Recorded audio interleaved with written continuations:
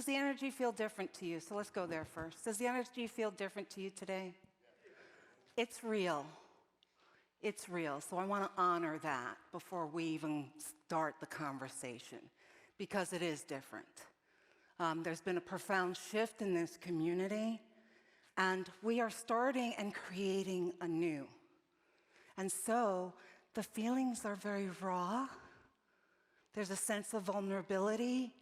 There's a sense of love and possibilities. So it's a sweet feel to that energy. So when you feel that and you're sitting here and you're like, what's going on? That's what's going on, all right?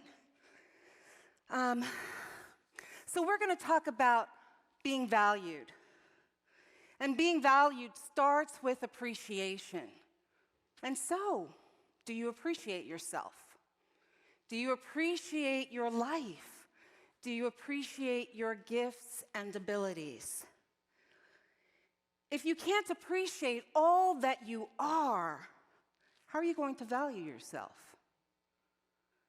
So this morning, we're going to discuss that simply because the spark of God is you means you're valued. Simply because of that. And our goal is really to get back to remembering that is true. So we are going to continue discussing the series, which is on the book, The Illusion of Money by Kyle Cease. And my first question to you is, how many of you did the assignment from last week? Ooh, just a couple of hands. Thank you for your honesty. Thank you. Thank you. I appreciate that. One of the wonderful things about that assignment was allowing you to be the watcher in your own thoughts and actions. And it's a wonderful way to become aware of those things that are no longer true and are ready to be transmuted. And as the watcher, you get to lovingly see what beliefs have been limiting you. Simply knowing you are now ready to see what you couldn't see before. That's an amazing gift.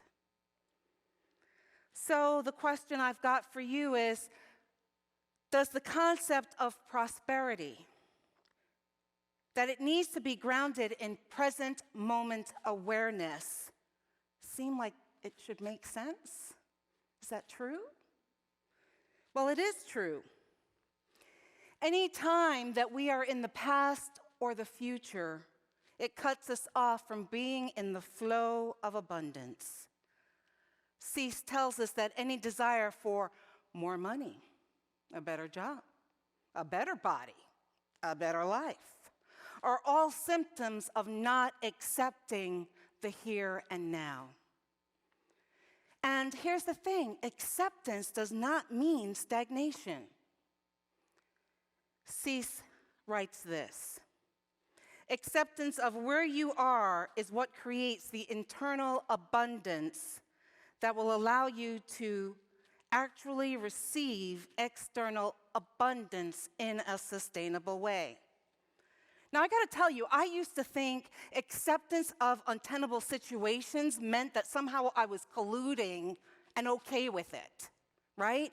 But acceptance is an energetic flow of knowing that God is in this situation and that there is something in this for my highest good, despite my human awareness, despite my human knowing, despite my human logic, despite my human beliefs. If I know it's for me, then there's something that's going to be percolating internally, regardless, because there's a knowing that only goodness can come out of this experience. What we're discussing, my friends, is a paradigm shift. And as most of you know, a paradigm is a model or a behavior or an archetype of understanding. And we are being called higher. We are in a vortex that is calling us to evolve our consciousness in this time, in this realm.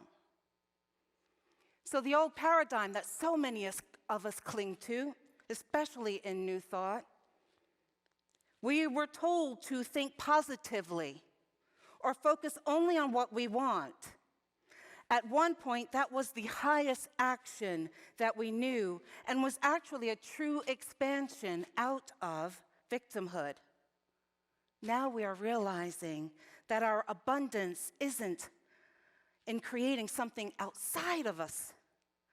It's in our total acceptance of every single part of ourselves. Can I say that again? Total acceptance of every part of ourselves.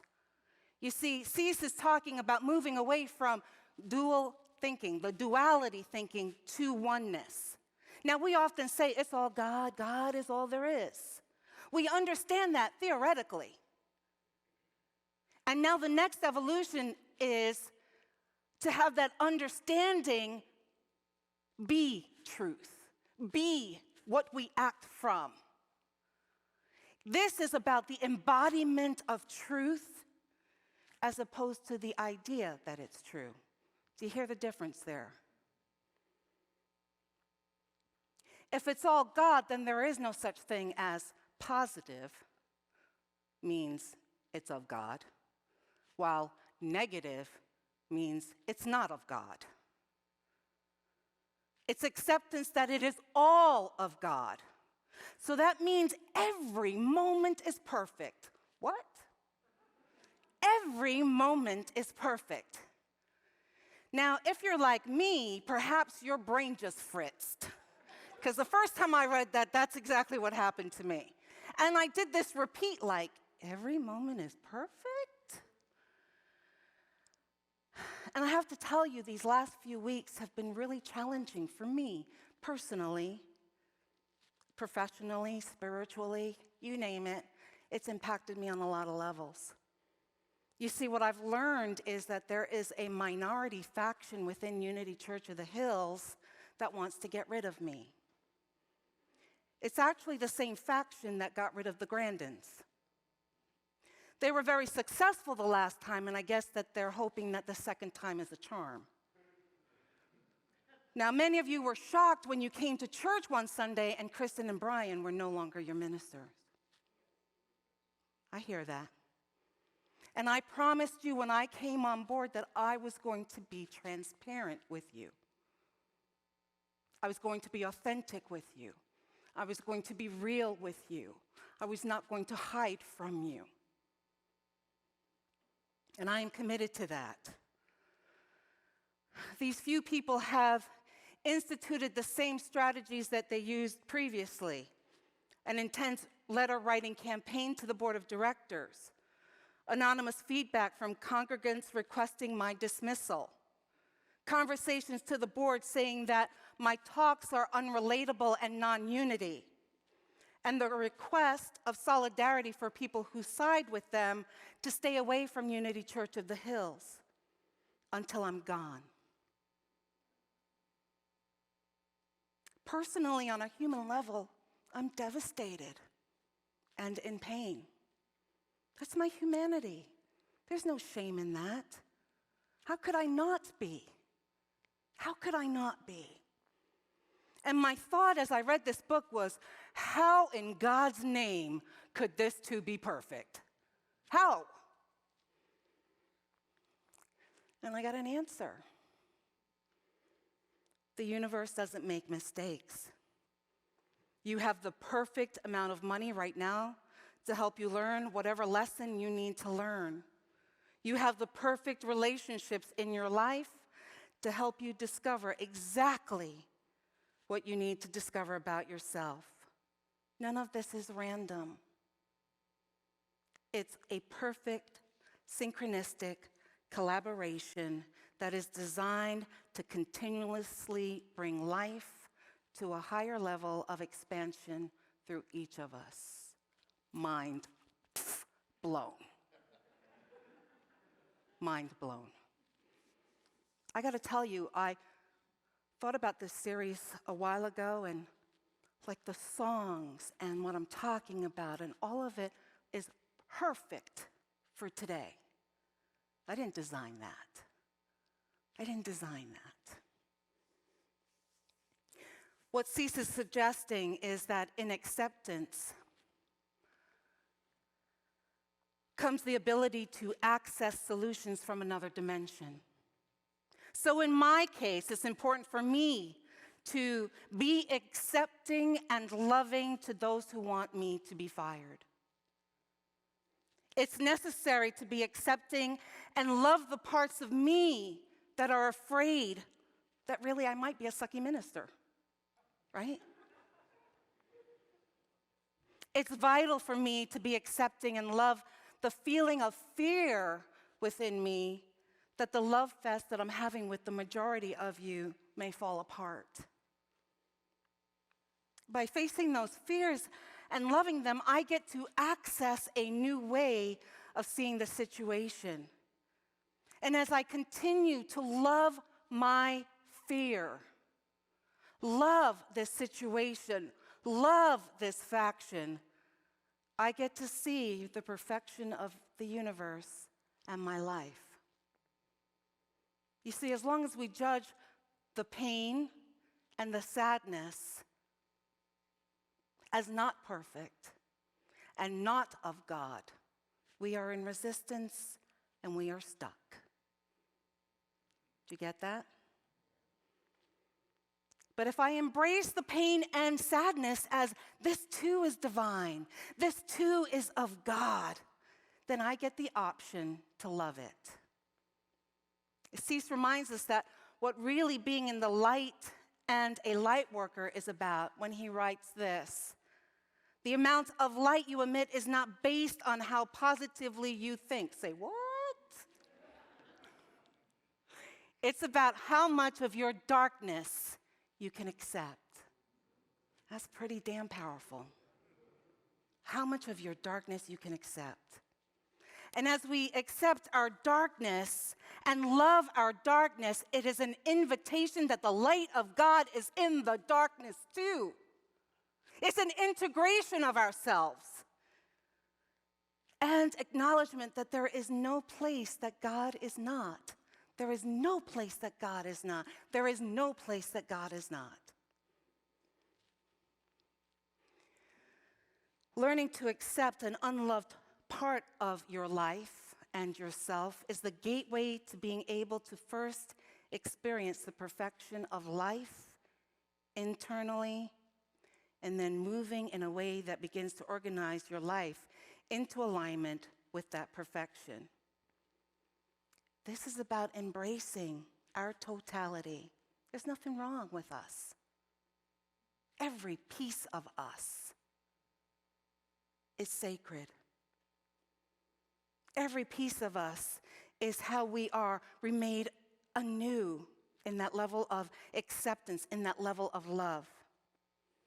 This is the meaning of the verse, Revelation 21, verse 5. Behold, I make all things new.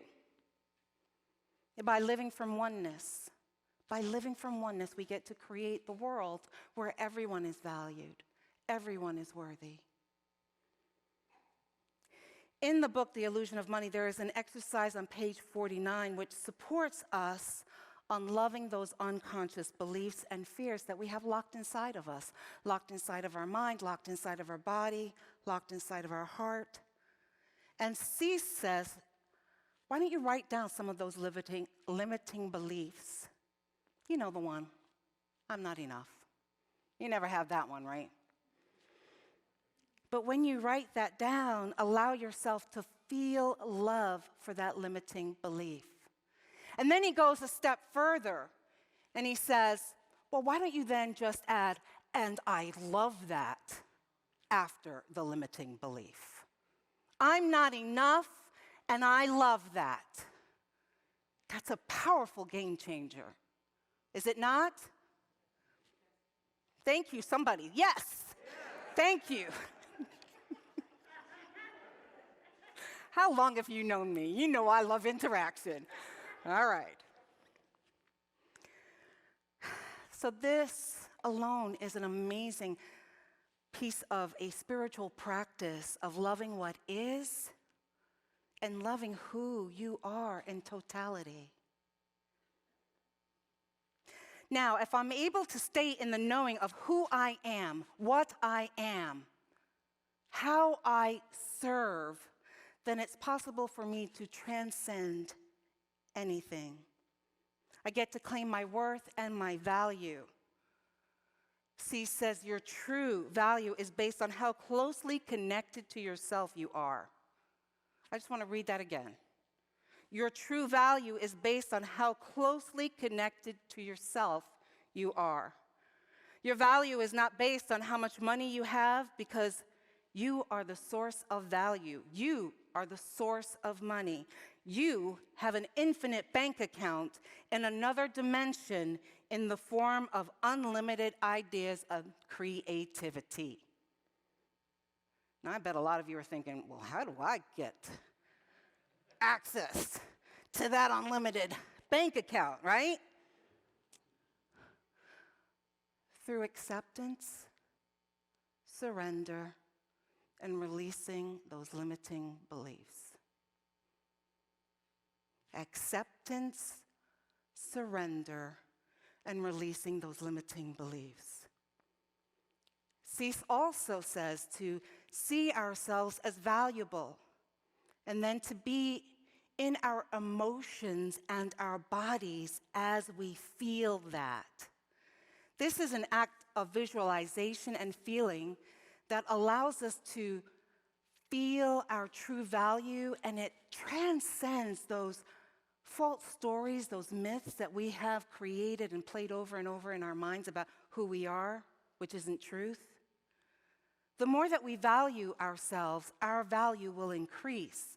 And this exercise is using a muscle that most of us may not have used frequently. The other aspect of value is believing that we have the skills to accomplish our goals. Have you ever met someone that's constantly searching for, like, the next class, the next degree, the next training, right? I used to be one of them. Yeah, I was one of them because I never felt that I had enough skills for the job or for the promotion. I see you hiding back there. That's all right. That is all right, because this is part of our journey. This is part of our journey. Like, telling on ourselves, right? And I've got to tell you, it took a lot of therapy when I was in New York to kind of get rid of that imposter syndrome. That stuff's real. And in the book, we are reminded that when we are in alignment to what is ours to do, skills, they don't matter. What matters is us. What matters is us. When we are answering the call, all the skills we could ever need will show up. Did you hear that? Okay, when we are answering our calling, all the skills we could ever need will show up. Moving from a calling is letting life do the work through you. So what you're doing becomes effortless, and the results show up naturally. Money is not a calling. A job is not a calling. Tune yourself to the infinite and always evolving calling of your soul, and the money will come. That's powerful.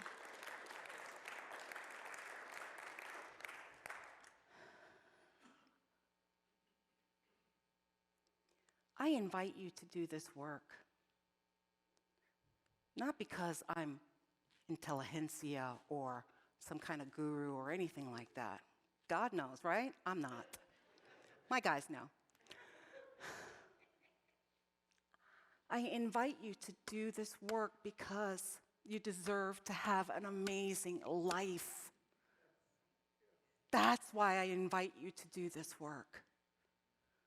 I invite you to look at all of those things people said you were or were not, because they're not true. They're not true. And it is time for you to realize that is not true. And take your place. Take your place in power. All right, so there is an assignment this week for those of you who choose to do it.